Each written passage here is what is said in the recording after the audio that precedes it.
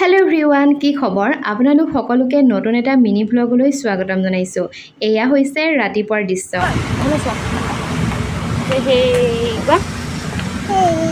আমি পাপা ওচৰলৈ আহিছোঁ।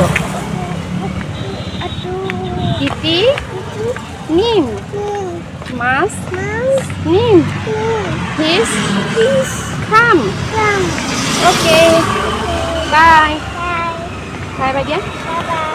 সেয়া শুনিলেই নহয়, আজি মানে সি শুই নুঠাৰ আগতেই দেউতাক অকণমান ওলাই গৈছিল আৰু সি যেতিয়া সাৰ পালে তাৰ পিছৰে পৰা মানে কন্দা-কটা আৰম্ভ। পাপা ক'লৈ গ'ল, মই পাপাৰ ওচৰলৈ যাম।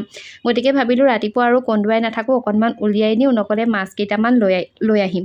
আৰু এয়া মাছ ল'লোঁ, মাছ মানে বৰিয়লা মাছ কেইটামান লৈছোঁ, যিহেতু এনেকুৱা মাছবোৰ জীউমনেও খাব পাৰে।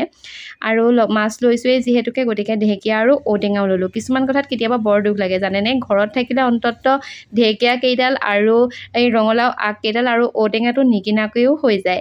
গতিকে এতিয়া ইয়াততো কিনিবই লাগিব, উপায় নাই। তাৰপিছতে এয়া মাছ চাছ লৈ ঘৰলৈ আহিলোঁ। তাৰপিছতে ঔটেঙাই ঢেকীয়াই বনালোঁ আৰু আজি ভাত কেইটামান অৱশ্যে সৰহকৈ লৈছোঁ দেই, কাৰণ আজি মনৰ পচন্দৰ খানা বনাইছোঁ। বাকী কাৰ প্ৰিয় বাৰু কমেণ্ট এটা কৰি জনাবলৈ নাপাহৰিব।